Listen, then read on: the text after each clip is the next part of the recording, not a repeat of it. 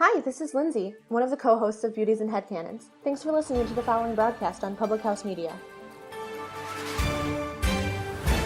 How's it going, everybody? Hey guys, This is Keith. and Katie from Coffee with Keith and Katie on Public House Media. Thanks for listening to the following broadcast on Public House Media. When you're done listening to this show, I hope you'll come check out our show, Coffee with Keith and Katie. A new episode comes out every Sunday morning at 9 o'clock. Thanks for listening to the following broadcast on Public House Media.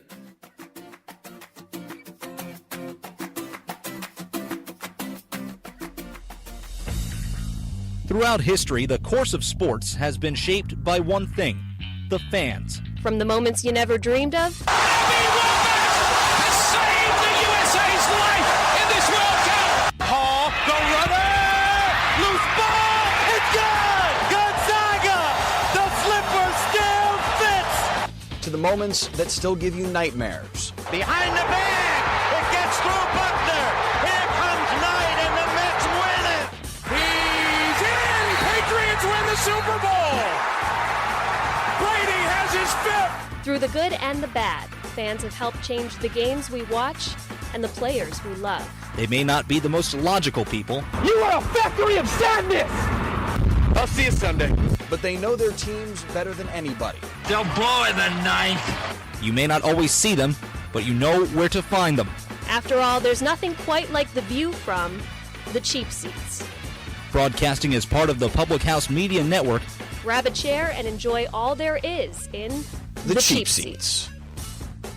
And welcome to the Friday edition of the Cheap Seats. Matt Coyne alongside Jake Holmes. Jake, I'm so glad you're back this week. How's your week? How are you doing?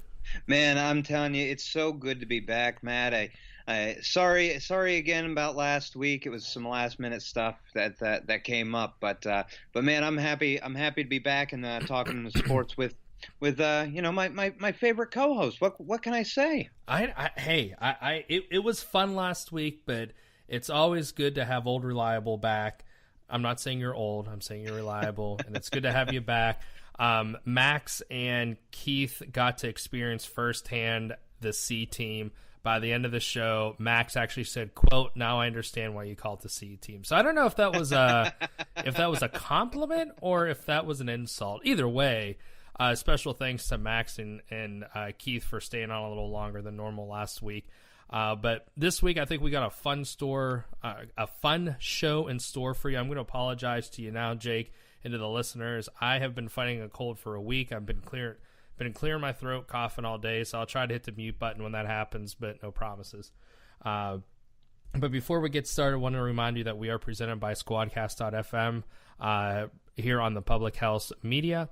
You can listen to us on iTunes, Google Podcast, anywhere you can get your podcast, Spotify, Spreaker. You can find out more about the PH Media, you can find out more about Public House Media at thephmedia.com, as well as look at other shows that Public House Media has to offer besides the Cheap Seats.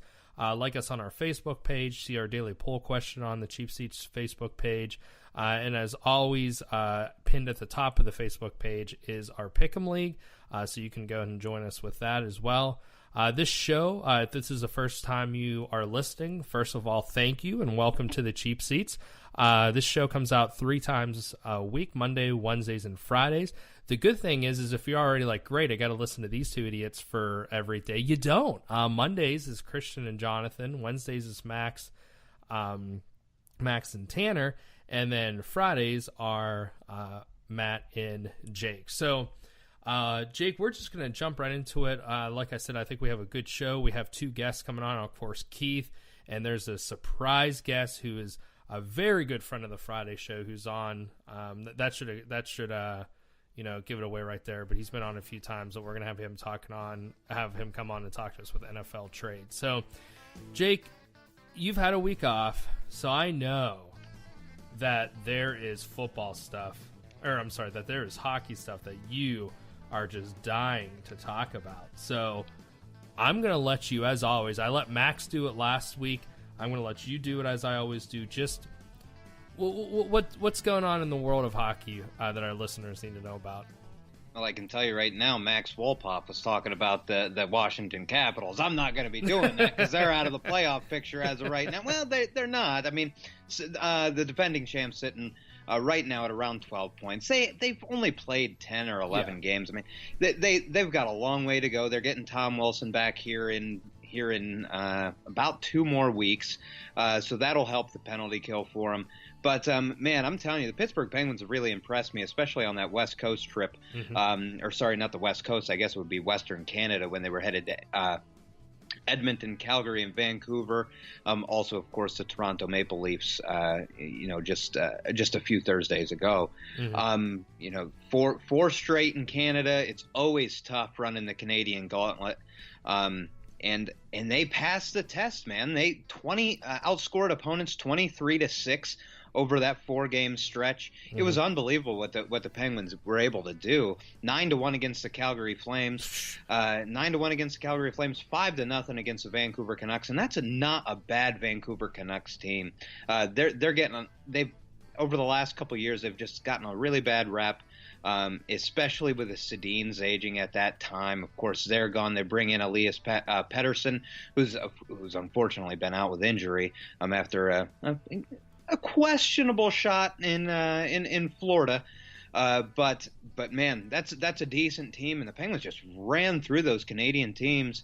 And I just thought that it was a little bit appropriate that the best player in the world, Sidney Crosby, was able to drain just another circus goal. Oh my! To beat the Edmonton Oilers. I believe that was last Thursday. Yeah. Last Wednesday or Thursday. Yeah.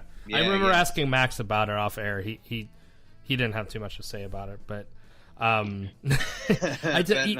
The thing. Oh, I mean, it was respect. He said, it's nothing new. All he does, he's scoring goals. And it's crazy because just on Tuesday night, the Penguins lost their second game of the year in regulation, which is just crazy to me. I mean, they are starting off their goals per game. They're in first right now in a year that so many people are saying so many goals are scored, so many goals are scored. Well, to be in first and people are saying that, I think that's a pretty good sign. Yeah, of course. Here's the thing with the Penguins is, I mean, they don't have a weakness amongst their forwards.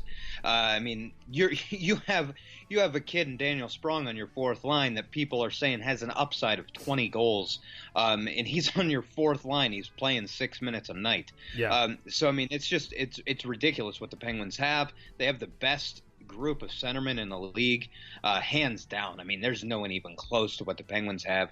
They're facing a little bit of injuries with Derek Brassard right now.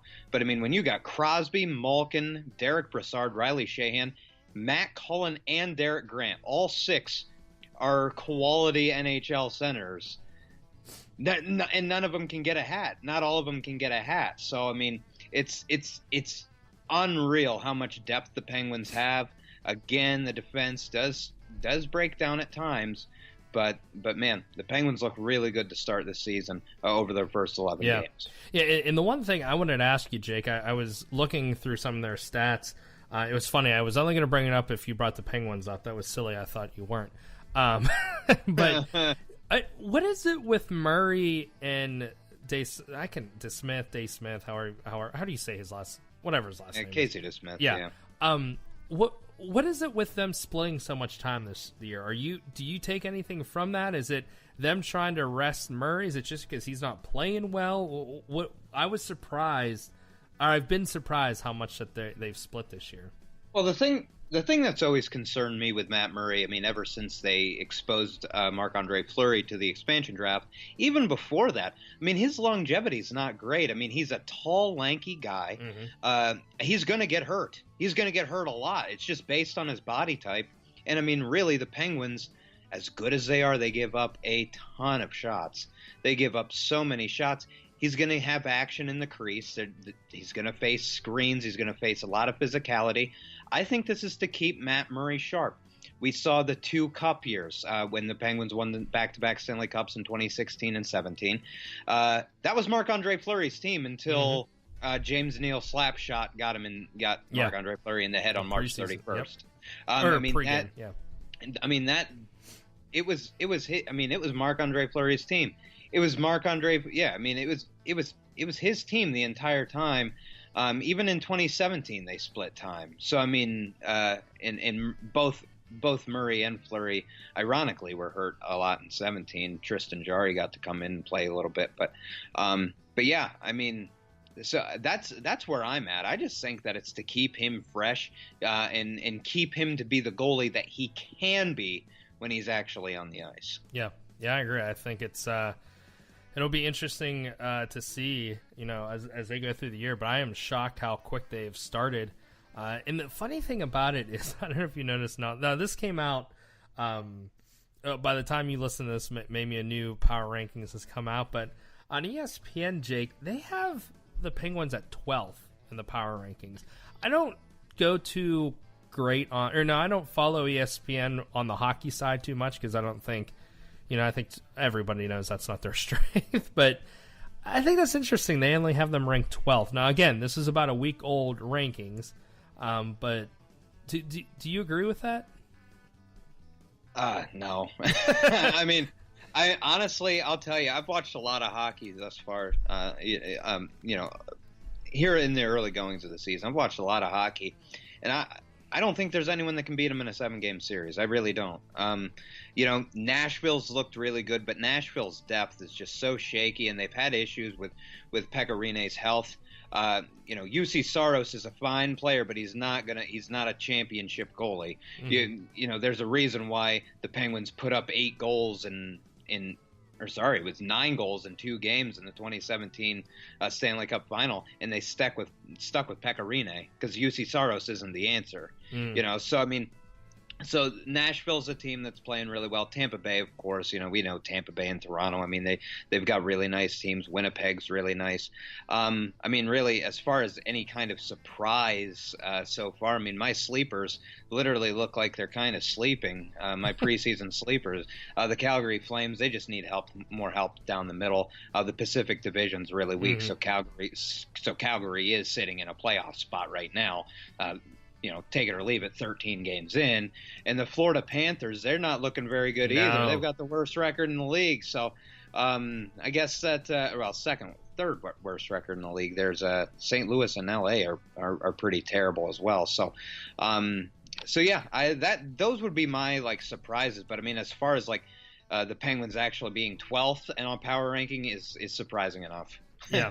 But no, not really when it's ESPN. I mean, they laid off every NHL journalist that they have except for Barry Melrose. Yeah, I believe. Yep, you're right. Yeah. Well, one thing I want to bring up real quick, Jake, before we head to break, I don't like to bring this. Nobody likes to talk about this stuff, but one thing, and Jake and I on this show talk about Pittsburgh all the time. We talk about how proud we are to be from this city, and I'm sure all of our listeners heard about the tragic events this past Saturday in Pittsburgh. And Jake, the Pittsburgh community has done what exactly I thought they would do when I heard the news, when it broke. They've come together as one, and the Pittsburgh Penguins, Jake, again have just continue to surprise me with what they do off the ice when something like this happens, that the outreach that they give to that community. And I mean, nothing against the Steelers or the Pirates. Those two teams do a lot off, the Pirates with the Pirate, they work with the Pirate Foundation and all the stuff that they do with Clint Hurdle, and the Steelers do a lot off the field. But Jake, something about the Penguins, it just seems like they take it one step further. Yeah, I mean, I watched the game on Tuesday against the New York Islanders, and I mean, it was obviously it was a tragic event that happened in Squirrel Hill, and I don't think that you're right. I mean, the Penguins, it's amazing what they do. I mean,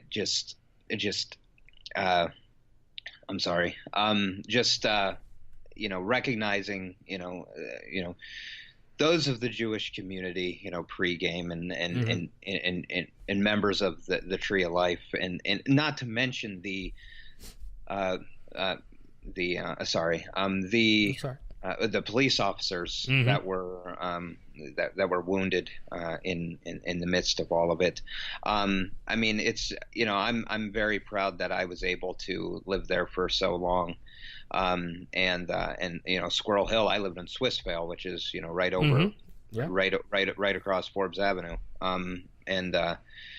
Yeah, I mean, if it can happen in Squirrel Hill, it can happen anywhere, man. I mean, you know that too. So, it's definitely sad. And, of course my thoughts are out with, everybody that was, family, friends, and, everybody involved. Yeah.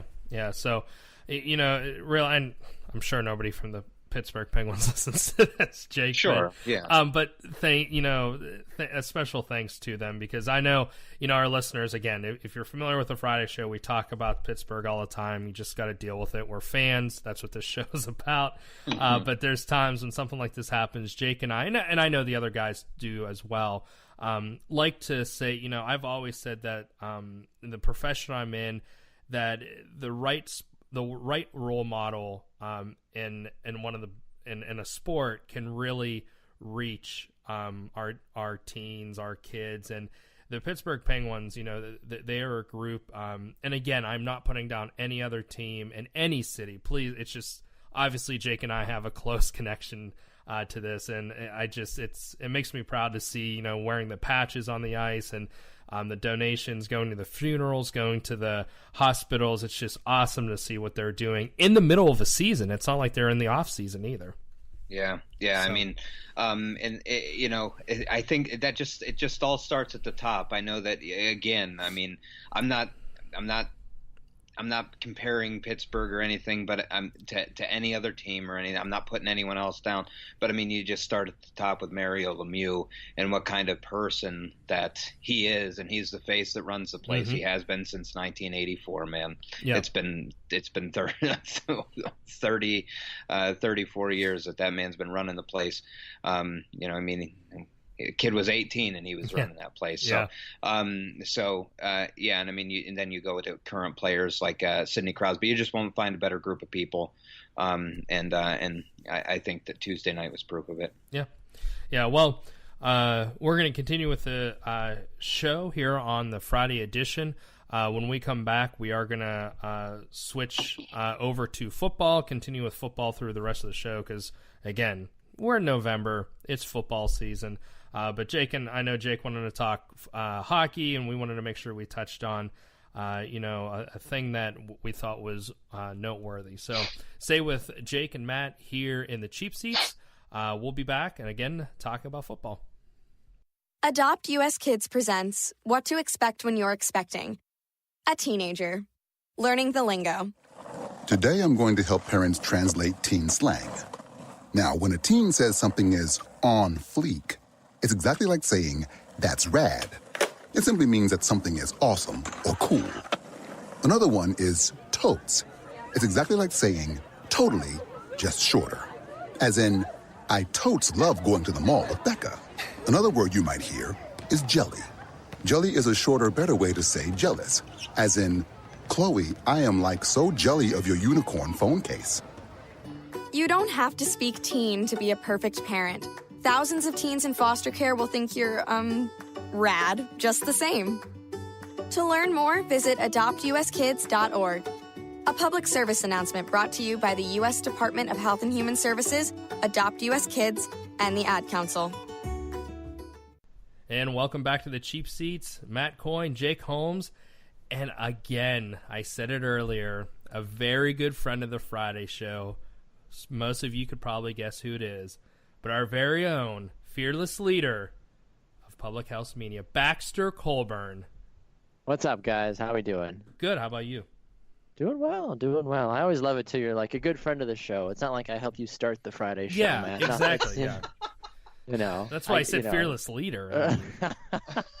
It's not... he's. I mean, I'm not trying to like pat myself on the back, but it is kind of funny. Like, he's a friend. I'm like, well, you're welcome for the opportunity, but you know. Exactly. I mean, well, that's what I mean. We always talk on the Friday show that Jake's always worried that you're going to lay the hammer down about something we say because, I mean, we joke all the time that we really don't know what we're talking about. So Well, you guys have we have a Yinzer index that we judge every show on. So you've gotten close a couple of times, but thankfully you have yet to go over. Don't listen to the first segment because it was Yinzer full. I mean, we did end it on a positive note with, good. with what happened this past Saturday. We were talking about the Penguins, how they stepped up in the community and made a difference, which is cool. So we were bragging on Pittsburgh. Shocker. Whoa. So, well, you know what, Baxter, let's get into football here. I wanted to have Yante because the Packers made two interesting moves. One move that I don't get at all, Baxter. Maybe you can help clear the air a little bit with it. Maybe you don't get it. I don't know. I wanted to see what you thought. Of course, I am talking about the Clinton-Dix trade to the Redskins for a fourth round draft pick. And that was it. Then they traded Ty Montgomery to the Ravens for a 7th round draft pick, which I understand, but a little bit more. Well, don't forget the fact that it was a 7th round draft pick, not next year, in 2020. You're right. Yeah. You essentially traded a semi-regular-ish starter for a player you're going to cut in 2 years. Yeah. So why it would have been really better if they'd have been like, Baltimore, you can have him. Maybe just send us a Gatorade jug. Something. Yeah, cover a round of drinks next time you guys are in town. Like something like. Have some sort of value in what you're doing. Like the Ty Montgomery thing, truthfully, I know they're like, well, we should get something for him. And Baltimore's like, how about the 7th round pick? Not next year. No, 2 years. 2 years from now. At that point, Brian Gutekunst was like, sure, why not? Well, and we were talking, speaking of the picks, like we were talking off air, Baxter, talking about how it's so weird in the NFL how like you never see first, second round picks traded. Very rarely. Like, Eli Apple, for example, Saints, that was a big surprise. Yeah, the Saints got him 4th round draft pick and a 7th round draft pick. I'm like, I feel like he's worth a little bit more. But then you have Amari Cooper, who did take a 1st round draft pick from the Cowboys. I'm like, now see, I don't know if I don't think he was worth it.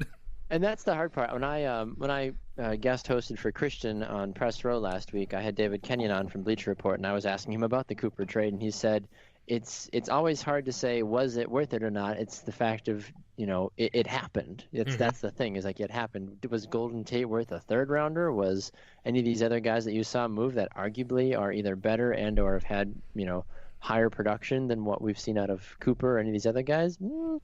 What exactly is a receiver worth? What exactly is any position player at this point worth? It's so hard to judge. When I think of a 1st round draft pick, I think, hey, if I were to trade for Aaron Rodgers or an Antonio Brown or a high caliber player, I would have to give up probably 2 1st round draft picks and maybe a mid to later draft pick after that. But for a guy like Cooper who's underperformed, a 1st rounder, I don't know what's the deal there. That's Dallas being really desperate and hopeful that they don't finish in 3rd or 4th behind Washington. Yeah, which is just embarrassing. But how are the Redskins good this year? But I know it's another topic. But still. Okay. Well, speaking of the Reds, Jake, you're in Redskins land now, and you were telling me that the Redskins fans just love this trade. Of course they would. Of course they would. They literally got. They got in my. I mean, you know him better than I do, Baxter, but in my opinion, a pretty solid safety for a 4th round pick. So there's a question, there it is, Baxter.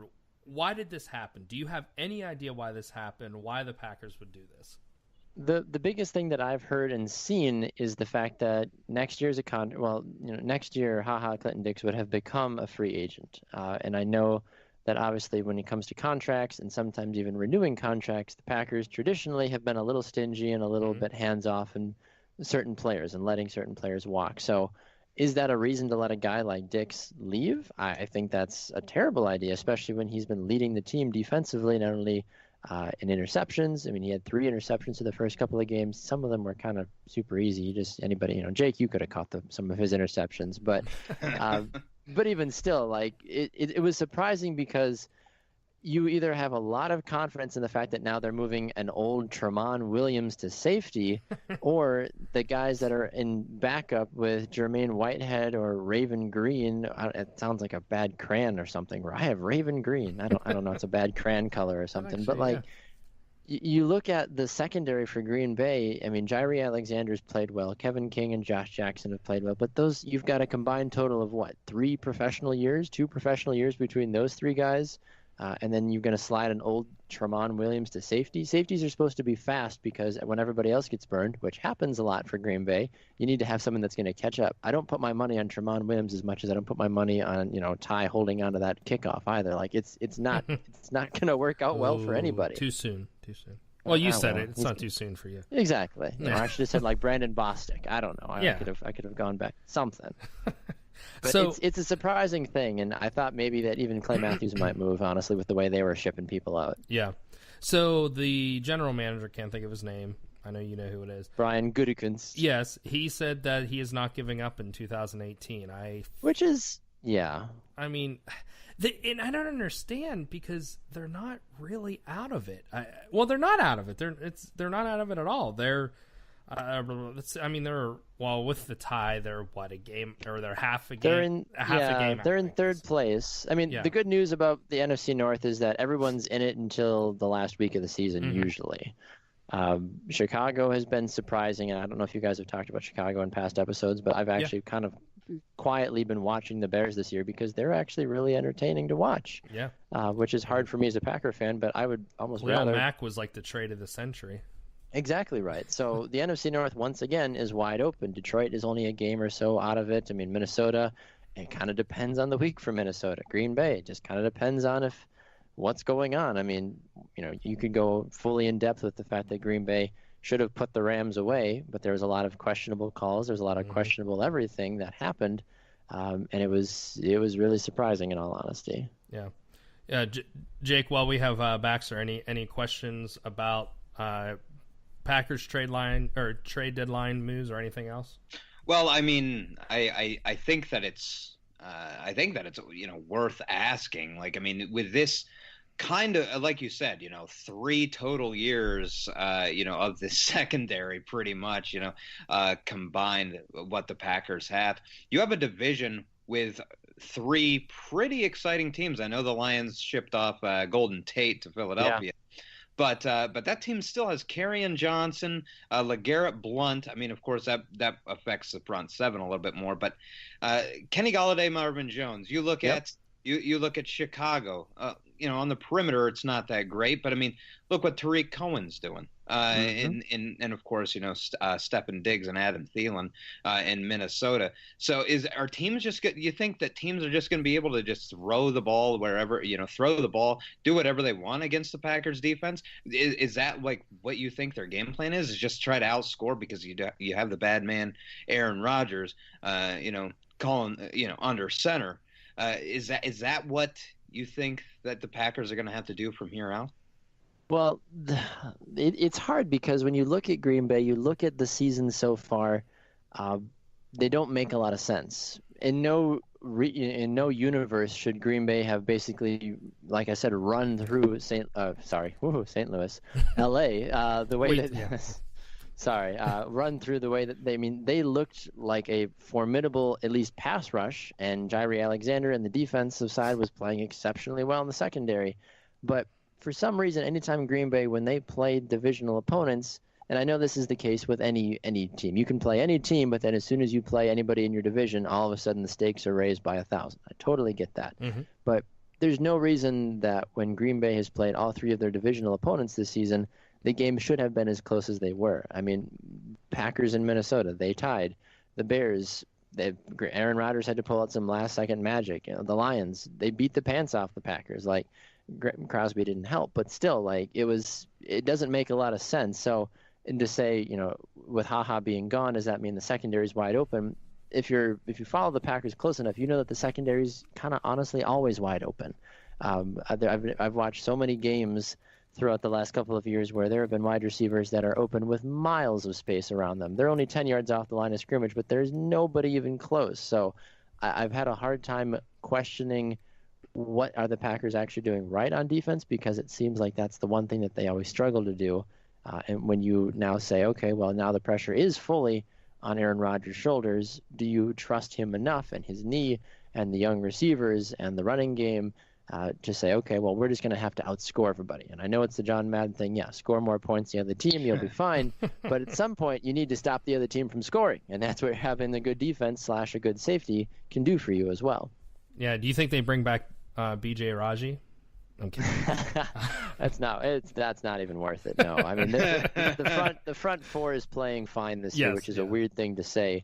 But the secondary, I mean, you're looking at a secondary that could be very, very good in 3 years. You know, like this is once these guys all kind of get their strides and have some battle wounds. You know, so the fact that Brian Gutekunst is like, we're going to be fine, we're still going to compete. The only reason they're saying that is because of the teams in their division. Mm-hmm. You know, like you were saying, Matt, they're not that far out of first place. They're a half game out of first place, or whatever it works out to when you have a draw.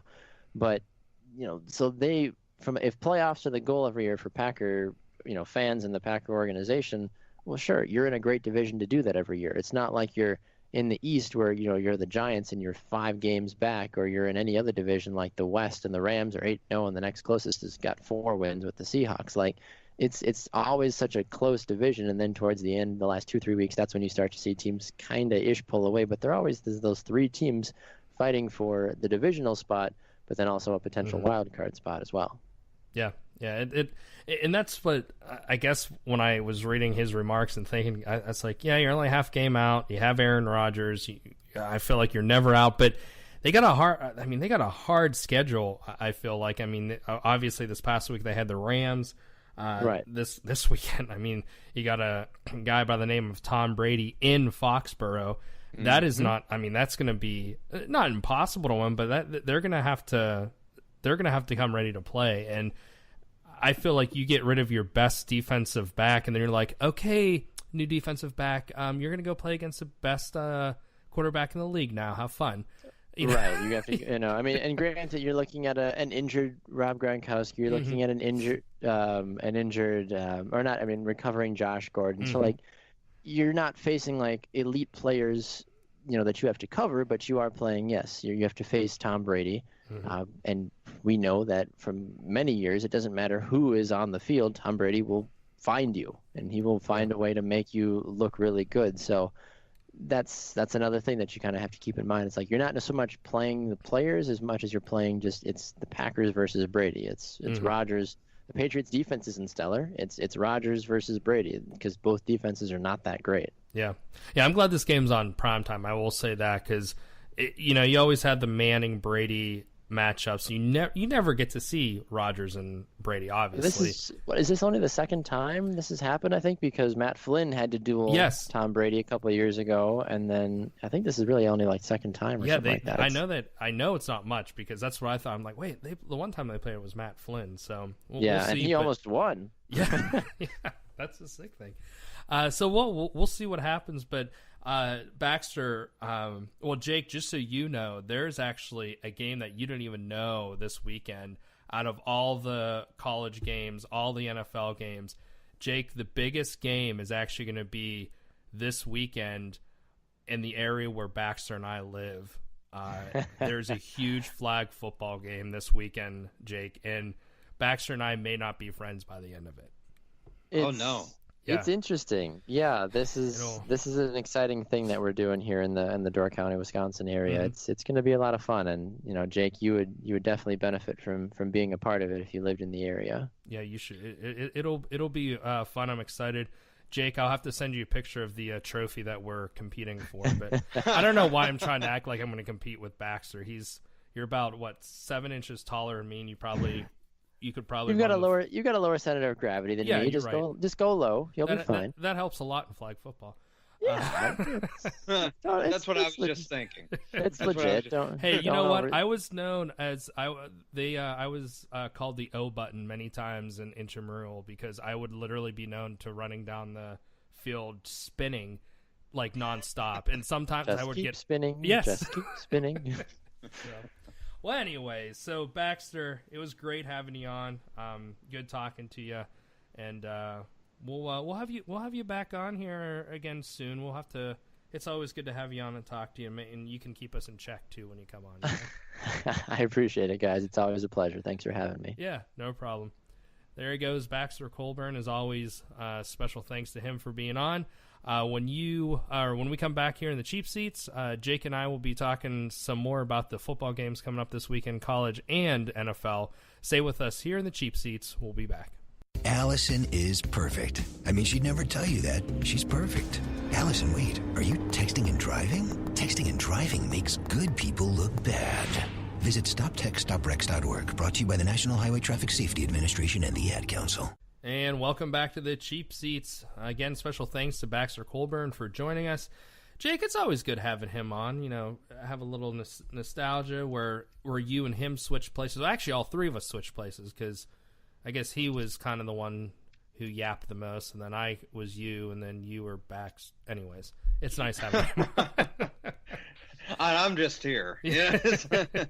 it's the common factor of it all was all three of us at one. You know, you started, and anyways. I started, came on as a guest normally, you know, with writing and all that, and now. No, yeah, we have all switched. Yeah, switched turns. How about that? Crazy. Yeah, that's what I was trying to say. I couldn't put it into words though. Anyways, so there are some big games this weekend. Well, obviously last night we had the last of the Bay Area matchups with Oakland and San Francisco, which is kind of thank goodness and thank goodness. Yeah, it's not what it used to be. I will say that. And then Sunday, there are some. I know we say this every week, but it really is. You know, getting into that time of the year where, you know, we're really starting to see where how teams are panning out to be. You know, we're halfway through the season. So, halfway through for the most part. I guess halfway through this week we'll be halfway through the season if you want to be technical. But depending on the team, yes, you're right with the bye. Yeah, so you know, some of the games this weekend we got Detroit at Minnesota. Detroit this year, Jake. I mean, that's a surprise team for me. I mean, I know they're in last place, but 3-4. I mean, one of those wins coming from the Packers, but they're having a pretty solid year. I mean, they obviously beat the Patriots, they beat the Packers, they beat the Dolphins. And they're looking like they're going to hang around here at least for a few weeks. Yeah, well, I mean, they're a huge surprise, especially after week one when they got the doors blown off of them by the Jets, who the Jets are now sitting at a measly 3-5. I don't think they're as good as 3-5 either. But yeah, I mean, they were just absolutely steamrolled by the Jets week one. They've come back and they've played pretty well since. But yeah, I mean, I like the Lions.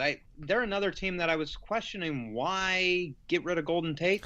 Yeah, I was very surprised by that. I feel like that. Clinton-Dix and Golden Tate were the two that I was like, what, why? You know what I mean? Yeah.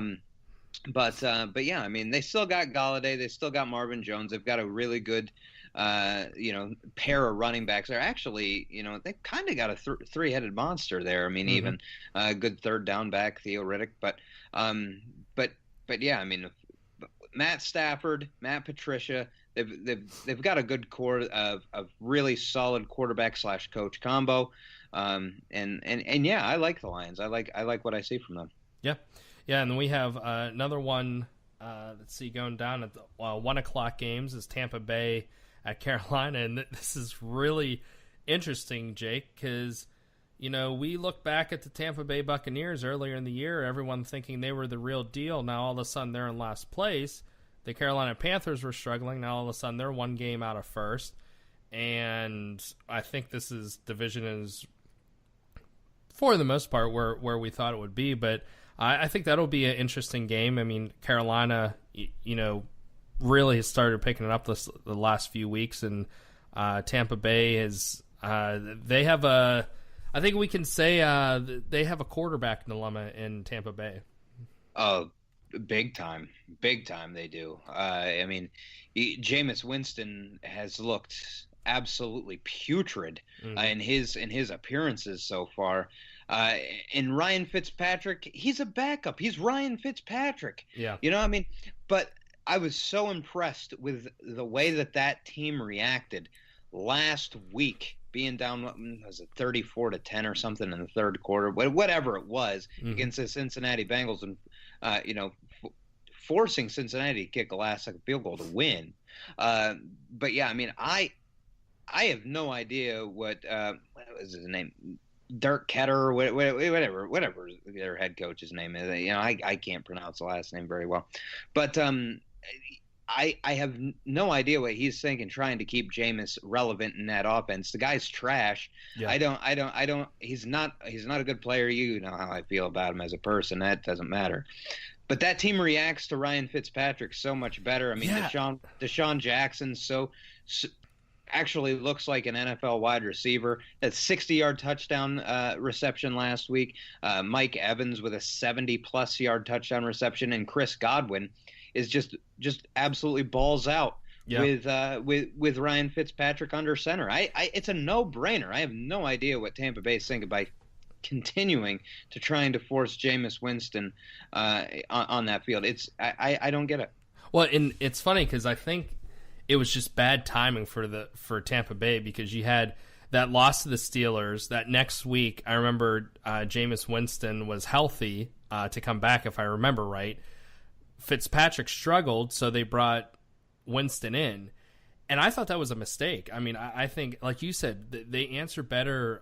The team is better with Fitzpatrick, who is a backup, but is better than Jameis Winston. So I think if Jameis Winston was still hurt in that Week 4 game against the Bears, I think, you know, they only lost to the Falcons by 5. The Browns, they lost by 3. And the Bengals, they lost by 3. I don't know, Jake, but I think that Fitzpatrick possibly could have been the difference in one of those games, one or two of those games. No, I agree. And you look at that offense. That offense isn't bad. You know, I mean, Peyton Barber's playing really well. They got 2 quality tight ends in Cameron Brate and O.J. Howard, and 3 really good wide receivers. Deshaun Jackson, I mean, despite the fact that he's like 97 years old, Deshaun Jackson can still play. Mike Evans is just a freak of nature physically, really good hands.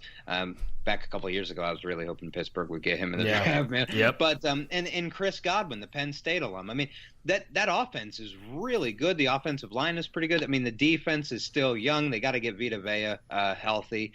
But yeah, Tampa Bay's not a bad team.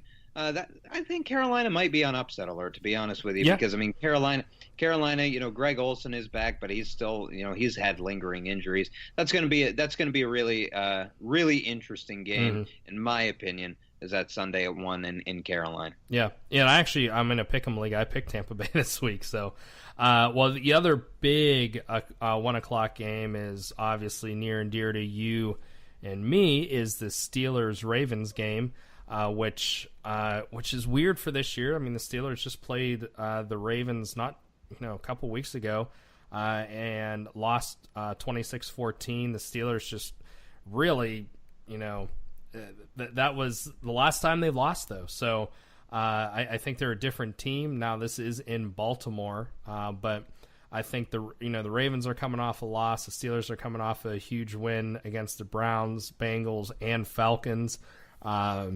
So Jake, you know, you have me pick this game. Of course, we're going to have this be one of our games that we're going to have to pick a winner on, but I really think it's going to be one of those old-fashioned Steelers Ravens game with, you know, even with the offenses. It always seems like it doesn't matter. It's still a low-scoring game, other than, you know, here and there. Yeah, and I agree. And I mean, if you said it absolutely right, man. The Steelers are a much different team than they were in week 4, whenever they got just drilled by the Baltimore Ravens. I'm excited for this game. I think this is going to be a really good game. It might end up being, honestly, the AFC North Championship game. I mean, you know, I know that it's week 8, you know, this might end up being the AFC North Championship game because Cincinnati's starting to, kind of, heal back a little bit. And we knew that. And yeah, I mean, we knew that. But Baltimore's, they've got some quality players. I mean, John Brown absolutely just dogged the Steelers just a few weeks ago. They got to do something about him, or he's going to do it again. Yes, they are. Yes, he is. Yes, he is. But the thing is, what I'm really excited about is you look at these running backs. If it's really one of those old school Steeler-Raven games, you throw it back to Ray Lewis and Jerome Bettis. If it's really like that, look at these two. Look at the running back cores. I'm taking the Steelers every day of the week, even without Le'Veon Bell. I don't even care about Le'Veon Bell at this point. James Conner is no joke. The kid's the real deal. He's one of the best backs in the league this year, and the guy just runs angry. I mean, this is old. He's an old school Steeler. I watched him last week in the rain in Heinz Field. That boy he's an old school Steeler. I mean, he fits the mold of this rivalry. Yeah. I'm really excited about it. And what a steal to get him in the draft, thinking he was going to be a backup, and he is far from that, which is awesome. So, we got a 4:25 game. I think this is going to be a huge. There's not too many 1 or 4 o'clock games I watch unless the Steelers are in it. Or Green Bay because, I'm forced to watch where I live. Yeah. But I enjoy watching them too. But Los Angeles Rams at New Orleans Saints. Jake, I think this is – I think the Rams, I think they should have lost last week. I picked Green Bay to beat them. I really thought that there was a chance. They gave up a lot of points. And New Orleans has a better offense than Green Bay. So if Green Bay can do it, I really don't see why New Orleans in New Orleans can't do that. Yeah, I mean, the Packers are one of those teams. I meant to bring this up with Baxter just a few minutes ago, but they're one of those teams that play to their opponent. I mean, they almost lost to the San Francisco 49ers, but were really in a situation where they could have beaten the Los Angeles Rams. You're absolutely right. Yeah. But this game's really exciting again. Like I said about the AFC North Championship game, potentially at 1 o'clock. This might determine home field advantage whenever you look at it. Mm-hmm. New Orleans sitting at 5 or 6-1. I can't remember. Depending on what are they at? 6-1 and 8-0. 6-1. You have the tiebreaker if you take down Los Angeles. Yeah. I'm really excited for this game. I mean, I think it's game of the year, so far. But I wanted to ask you: do you know if this is the Troy Aikman Joe Buck game on Fox? I don't know, but I hope not. Well, the reason I ask is because I know that they have the America's Game of the Week or whatever. Yeah. I'm sure it is. It almost has to be. Yeah. You look at this game. You have Rams at Saints at 4:25, Packers at Patriots, Aaron Rodgers versus Tom Brady at 8:20. So those. Okay, all right. Monday night, Titans at Cowboys. Yeah. Why? What is the NFL doing with this schedule, man? Yeah. It drives me nuts every week. You've got these really good games that are. Well, even Pittsburgh and now I know their other one was prime time, so that makes sense for them. But even them, Yeah, I mean, I don't get it. I mean, you have the 49ers and Raiders on a Thursday night for the world to see, and then you have the Titans and Cowboys for the world to see on Monday night. And meanwhile, the Saints and Rams are in the middle of the afternoon on Sunday. I just don't get it. But, well, it has to be. I guess that's the only Fox 4 o'clock game, so it has to be them. Yeah, it's a good point. Yeah. So, so then Green Bay and New England, which. You said, Los Angeles, New Orleans is game of the year so far, but, having Aaron Rodgers and Tom Brady, I will be glued to that TV because I think that's just going to be so fun to watch those two. I don't know if Green Bay has the talent to beat New England, but just to see, arguably the two best quarterbacks of our generation of, from when I was a teenager up until now, two of the best quarterbacks in the history of the NFL going at it together. What, don't you think Neil O'Donnell is in that category? Oh, absolutely, yeah. I mean, but Sorry, I but didn't no, think of that. no, you're right. I mean, you look at the talent on these two teams. I mean, the Patriots now have more talent than the Packers. I don't think that's that there's any really too much debate about that. But I'm anxious to see what the Packers offense can do against them. I mean, of course, you have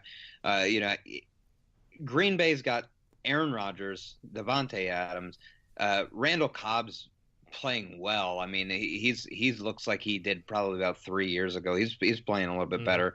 And Aaron Jones. I'm ready to see, now that Ty Montgomery's out, I'm ready to see Aaron Jones step into that role and be the true number one running back of the Green Bay Packers. I'm excited to see that, what he can do against a defense in New England that's not that great. Yeah. Speaking of Aaron Jones, and I cannot think of his name, but Jake, he was a friend of yours. We had him on earlier in the year. Fantasy Guru. Matt Jennings. Yeah, Matt Jennings. I picked up Aaron Jones because of what he said. I did not forget what he said. I made it through the draft. I went and picked him up, and the guy's a genius. Like, I mean, he's not going crazy, but now that Ty Montgomery's out, like you said, I mean, he's averaging me 10 to 15 points a week. Well, now that he's getting back into it, but you weren't joking, man. He was a genius. I mean, we asked him somebody people aren't thinking of, and I got him in both of my leagues, and he is helping me tremendously. Yeah, Matt J, man, he knows his stuff. He's unbelievable. He's just doesn't have bad fantasy teams. And what's also funny about him is he's a trivia guru too. I mean, you ask him literally any question and he knows it. But he's like me though. Like he's an idiot. You know what I mean? You know what I mean? But yeah, Aaron Jones, I'm excited to see what he does as the true number one again. And yeah, I mean, I'm not surprised that Matt called that. He knows his stuff, and yeah, now you look at him, and he really is. Aaron Jones really is the true number one, going to be getting the bulk of the carries. Yeah. Well, real quick before we go into our break and talk with Keith Haney, Jake, there's a huge game on Saturday at 7 o'clock on CBS. I think we know what this is. Number 3 Alabama at number 3 LSU. Is that this week? That is this weekend. Yeah, I've been worried about Penn State, Michigan. And I was going to say that I was just about to say that's another big one. But I mean this one, you got Penn State and Michigan at 2:45. Then you got Alabama and LSU now 7 o'clock. I think that's my time. I'm sure it's 8 o'clock it starts. But that's a big game. It's going to be a fun one to watch. Yeah, so I actually I'm getting everything mixed up. I lost a week here, but not being on the air last week screwed me all up. But yeah, I actually was listening to Rich Eisen the other day, and he said, like, he made a mention, like, if Alabama loses this game, it's not the end of the world, because you're gonna have to play Georgia in the SEC championship game. One of these two teams is gonna have to play Georgia in the SEC championship game. You lose that game, do you lose your playoff spot? You know, I mean, do you still get in as an at-large? That's what helped Alabama last year. That loss to Auburn is the only reason Alabama got into the college football playoff and eventually won the national title. So, yeah, I mean, look, maybe this is going to be one of those similar situations. One thing's for sure, though. Tua Tagovailoa is going to play in the second half. Yeah. He actually will play in the second half this week. But, yeah, 1-3 matchup this late in the season. It's going to be a lot of fun to watch. Yeah, and, you know, I'll be honest. If Alabama loses to LSU, I would not be surprised if they just swap. If Alabama goes to third, LSU goes to 1. That's probably what would happen. Yeah. All right, so when we come back, Keith Haney will be joining us with his update from Jacksonville, as well as where he will be going this upcoming weekend. So make sure you stay with us here in the Cheap Seats.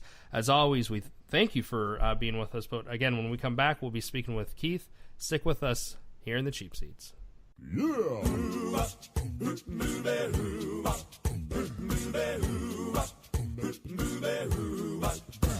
Well, she sneaks around the world. And welcome back to the Cheap Seats. Matt Coyne alongside Keith Haney. Keith, how you doing today? Doing well, Matt. Excited to talk college football once again with you. How are you doing?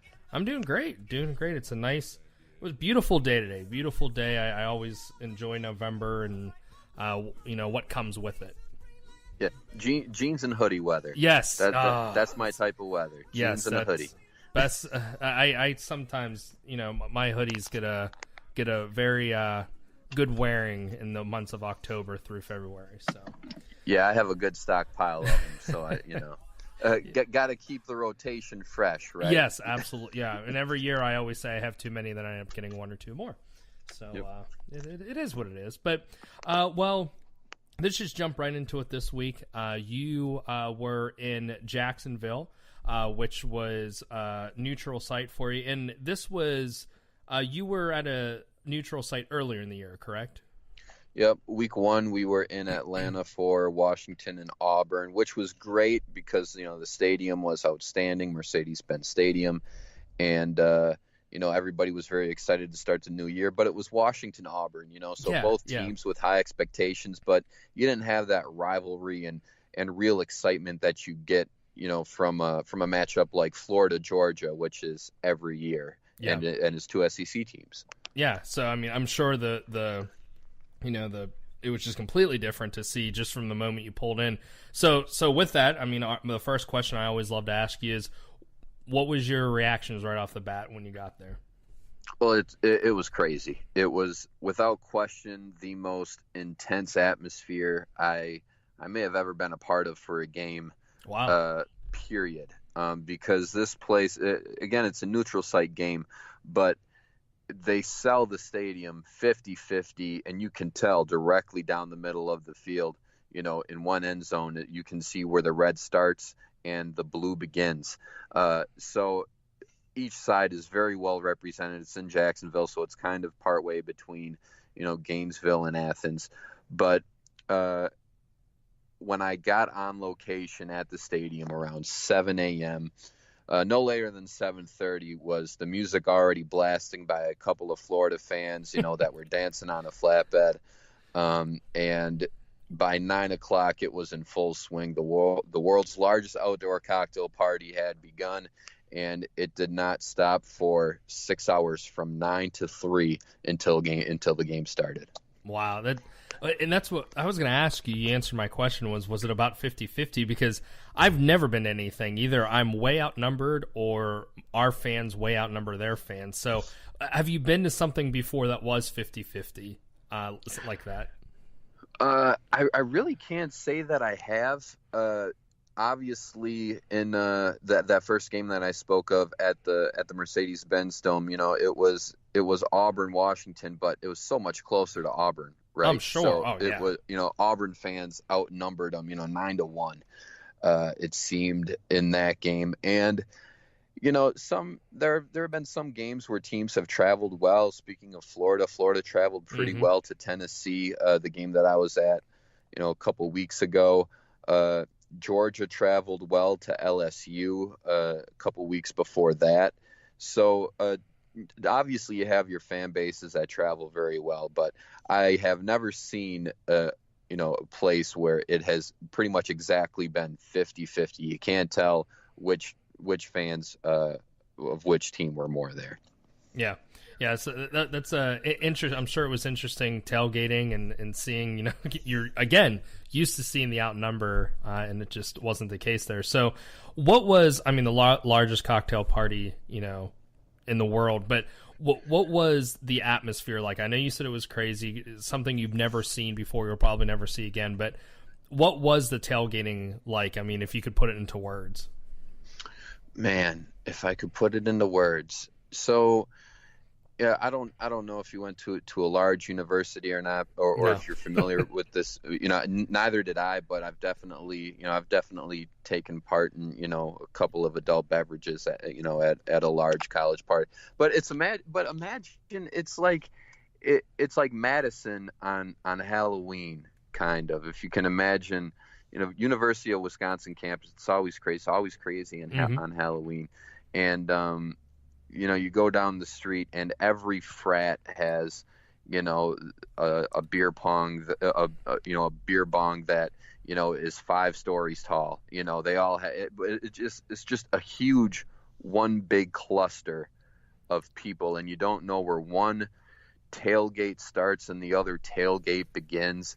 And it's Florida and Georgia fans partying as one because, they all grew up near each other. Mm-hmm. And, half of the people's friends are for the other team.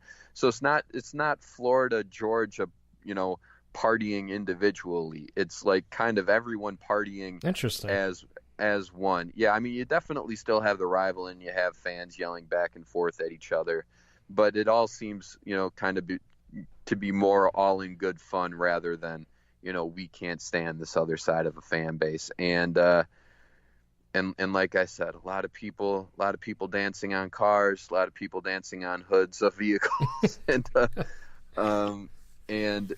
it was pretty crazy. But one more little point here, and then I'll stop talking. Afterwards, after all that partying was over, and and the game had started, the aftermath of the parking lot after the party, right when the game started, it was awful, man. It was like the biggest party you've ever gone to, and the people that either didn't have tickets into the game that were just there solely to party and get completely wasted, or the people that were too wasted to actually step foot inside the stadium. It was just people on the ground not being able to walk. I saw this one girl, literally, she could not stand if not for her friends leading her through the parking lot somewhere to their vehicle. So that's the scene. I've never understood that, because you go there and then you forget half of it. You forget, you had a great time what was going on, but you didn't get to see. I mean, I guess some people, like you said, they don't care about seeing the game. They're just there to party. And that's interesting that you say, because I was going to ask you, how were the fans? And that's a neat thing to see, because I feel like, growing up in Pennsylvania, Pitt and Penn State were big when I was a little kid. Mm-hmm. And though they didn't get along, so many of them knew each other, because they grew up in the same neighborhoods, just one went to Penn State, one went to Pitt. So that's interesting. And the 50-50 atmosphere of it, I just think that would be so interesting to see. So the game itself, did you get into the stadium this week? Did get into the stadium. Awesome. We found out very quickly that we were on the Georgia side. Okay. Because we were surrounded by red. And when I say the stadium is divided 50-50, it is literally divided 50-50. You see where one section ends with Florida and the other section begins with Georgia. If you watch any extra point or field goal in replay, you'll see it. You'll see, well, there's where Georgia ends and there's where Florida begins, and it's completely in half. There's no staggering of the sections. One side is one side is the other. We were on the Georgia side, and it was definitely the more fun side to be on because Georgia won. Mm-hmm. But I thought Florida might pull it off, where they stopped Georgia on the goal line, 7 consecutive plays to only hold them to a field goal, but Georgia was just too much for him. Yeah. So the game itself, I mean, like you said, it was close the first half. I thought the same thing. I was like, okay, I this upset could actually happen. But like you said, I think Georgia, this is one of those games where you can just see Alabama's notorious for it. Where it's, they're hanging on, in the third quarter that you turn it off and turn it back on, and they won by 8 touchdowns, and it wasn't close the whole entire time. Georgia clearly was the better team here. Was there something that stuck out to you here in this Georgia-Florida game? Is Georgia, I'm still surprised they're only ranked. No, they were ranked when the rankings came out. I think they were were they 5th? I think they're 6th. Okay. I think Michigan is hanging on at number 5 still. So do you think Georgia? Do you still see them making their way up into the top 4? Yeah, definitely. their offense was completely different from what it was at LSU, which was what cost them the game. Mm-hmm. Their offense was non-existent at LSU, which I was fortunate enough to see as well. But from seeing one Georgia team a couple weeks ago to Georgia last week, that's a completely different offense. I think that their offense definitely learned from their failures against LSU, and except for being stopped on first and goal at the 1 for like 7 consecutive plays. But besides that, their offense looked very solid. And Jake Fromm, he definitely looked better. Like I said, against LSU, he stuck around in the pocket way too much. He had to have the ability to just tuck it and run, which he did against Florida a little bit. So they were definitely able to move the ball a little bit more that way. I think Georgia still is a team that's for real, and when it comes down to it, could be a team that challenges Alabama. Yeah. Yeah, I agree. I was surprised that they won by that much, especially with how close it was. Excuse me. But this upcoming weekend, you're going to see Florida for the third time this year, but actually in Gainesville. So you've seen them enough. The first time you saw them in Tennessee, at that point, I think you, Jake, and myself did not think that they were anything spectacular. All of a sudden, a month and a half later, they're ranked in the top 10, and they could be even higher if it wasn't for their loss last week. So they're in Gainesville against Missouri. What are you looking forward to going down to Gainesville? It's going to be my first time at the Swamp, so I'm very much looking forward to that. I'm gonna get inside the game again this week. Good. So that'll be great to see. I think Florida definitely has this one. They're playing Missouri. Missouri's not that strong, or at least as strong as what people have come to expect from Missouri. So I think, Florida should have their number on this one. All Florida has to do is play a complete game. I mean, they definitely played a complete game against Tennessee, but Tennessee was awful. Mm-hmm. And last week they did well. Definitely they did well on defense because they were able to hold Georgia's offense in the first half. It was just their offense that stalled in the second half, in which Georgia was able to pull away. So I don't think Missouri's that great. So I think if Florida plays, somewhat of a complete game on both offense and defense, I don't think that they're going to have any trouble against Mizzou. Okay.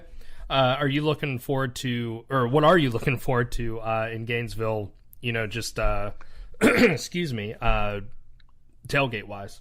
Yeah, well, it's going to be homecoming there, so we're expecting a large crowd, and having never been there before, I'm not sure exactly what to expect. We're going to be nearby the stadium, so I'm expecting it to be packed. I'm looking forward to seeing somebody eating some gator. I'm looking forward to someone that has some gator on the grill, and maybe I can finagle my way into to tasting some of that, because I heard that happen. So that would be pretty cool. But again, with the atmosphere that I saw last week, I'm expecting a lot from the Florida fans this week. Not nearly as crazy, of course, because I don't know how well Mizzou's going to travel. But I'm looking forward to a lot of fun there in Gainesville. Yeah, I think it'll be. Hey, if you get that gator, make sure you get a picture of that. We'd like to see that and talk about that next week. Definitely will. Get a report on that. So, well, hey, Keith, as always, thank you for joining us. Be safe going down to Gainesville. And I guess we'll see you back here next week for a report from Florida. All right. Sounds good. As always, thank you for having me on. It's a pleasure, and looking forward to next week. No problem. Thanks. All right, Keith, you have a good weekend. Thanks, you too. Yeah, thanks.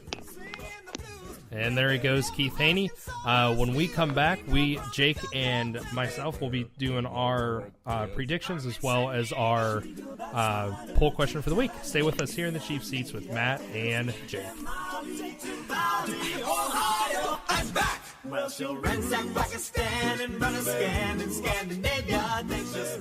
And welcome back to the Cheap Seats. Matt Coyne, Jake Holmes. As always, a special thanks to Keith Haney Keith, make sure you well, we know you will say safe, but please stay safe going down to Gainesville for your third encounter with the Florida Gators. But Jake and I are going to keep going.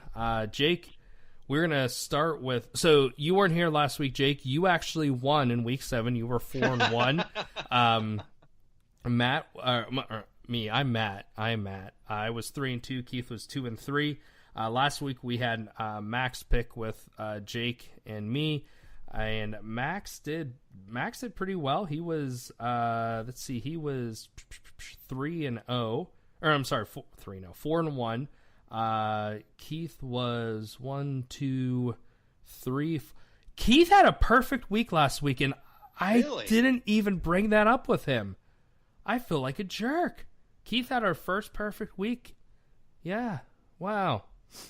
And I didn't even bring it up with him because he was short on time. I feel bad. Keith, I'm sorry, but congratulations for finishing 5-0. And then I was not good. I was 1, 2, 3. I wasn't that bad either. I was 4. No, I was 3-2. I lied. I was 3-2. So, anyways, this week, Jake, we're going to start off with the game that Keith will be at. This one isn't. This is kind of a wah, but anyways, we got to pick it because he's there. Missouri at Florida. So, man, I'll say I'll roll with the Gators. I mean, it's in Gainesville. I'm gonna roll with the Gators. Yeah, I'm gonna go Florida as well. Then we have Atlanta at Washington. I really want to pick the Falcons because of our preseason predictions. Yes. But the Redskins are for real, man. Alex Smith just wins. They have a bunch of decent. It's so funny because they have a bunch of solid players. Mm-hmm. Like they only have 2 like real elite players, Ryan Kerrigan and Josh Norman. Clinton-Dix is really good too. But it's like Paul Richardson, Josh Doxson, Adrian Peterson's really good, but he's like 48. Yeah. I'm gonna go with the Redskins. I'm picking the Redskins to win by a touchdown. Yeah. Yeah, this one was hard for me because I agree. Everything you just said, I agree. Washington's for real. Atlanta, though, I just am having trouble thinking that they're going to continue this bad streak, and I think Washington is a good place to get back on the winning way. So, with that said, I'm gonna pick Atlanta. And then we got, of course, we're gonna have to pick this one: Pittsburgh at Baltimore. Pittsburgh's a different team. Pittsburgh by a touchdown. Yeah, I'm going to go Pittsburgh as well just because I really hate picking against them. And then we got which should be a primetime game, the Rams versus the Saints. I'm picking New Orleans. I think the Saints are going to win. It's going to be a really close game, high scoring. But I'm going to say the Saints end up winning. I'm going to give you a score. I'm going to say 41-38. All right, I'm going to write that down. Just 41-38. Yeah, I'm right there with you. Rams aren't going to go 16-0. Yeah, they have exactly. They have to lose. I really don't see. I mean, I guess they could go 16-0. I don't think that. So I'm gonna. I think New Orleans will take them down here. And then we got the battle of the goats with Green Bay and New England. Oh man, I'm sorry, everyone in Green Bay. New England's going to win by a couple touchdowns. Yeah. I love Aaron Rodgers. I mean, he's a great player. He's a great player, but that defense is just too rough. I mean, they got a decent core of linebackers with Clay Matthews, Nick Martinez, Alex Martinez, and Nick Perry. But yeah, I mean, New England's too much. I'm going to say that they win by a couple touchdowns. Yeah, I'm there with you. I would like to see I would like to see Green Bay win, but I just don't see how they're gonna be able to compete with New England in New England. If it was Foxborough, I'd still pick New England, but I would I'd struggle a little bit more picking that. So yeah, I'm really sorry too. Did I say Alec Martinez? I don't know, to be honest with you. I think I did. I was looking at hockey stuff, and Alec Martinez plays for the Kings. This is Blake Martinez, but yeah, sorry about that. It's all right. I didn't notice it, so it's all right. It's early, I guess. Yeah. All right, so there's our picks, and then this week's poll question is going to be: we're going to go on the trade, stay on the trade train here. What was a worse trade? Clinton-Dix for a 4th round pick, or Amari Cooper for a first-round pick. So make sure you jump on our Facebook page, Clinton-Dix for a fourth-round pick, or Amari Cooper for a first-round pick.